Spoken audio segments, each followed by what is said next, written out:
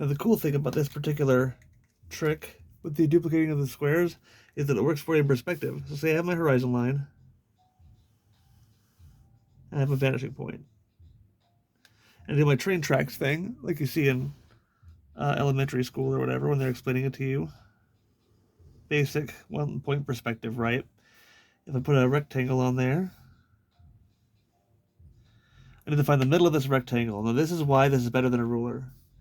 If you use a ruler and measure the distance between here and here, it'll be dead center there, which would not be dead center in perspective, because this side of the square would look bigger than that side of the square, so dead center wouldn't be your real middle.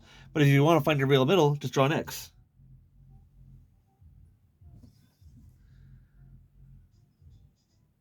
Now, we go from the middle dot right here all the way back to the vanishing point. Therefore, this line, and this line are all theoretically parallel. So I'm going to draw another line from here, through here, to here.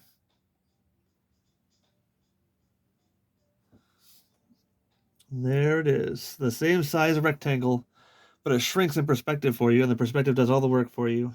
Perspective just went from being a burden to being a tool. You can keep going forever.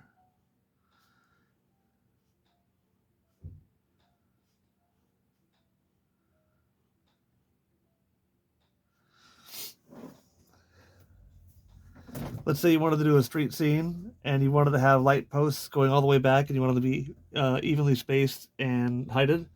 Got a light post right here. Look at that tall. Have the top go back into the vanishing point like that, and then you know every light post would be at that square corner.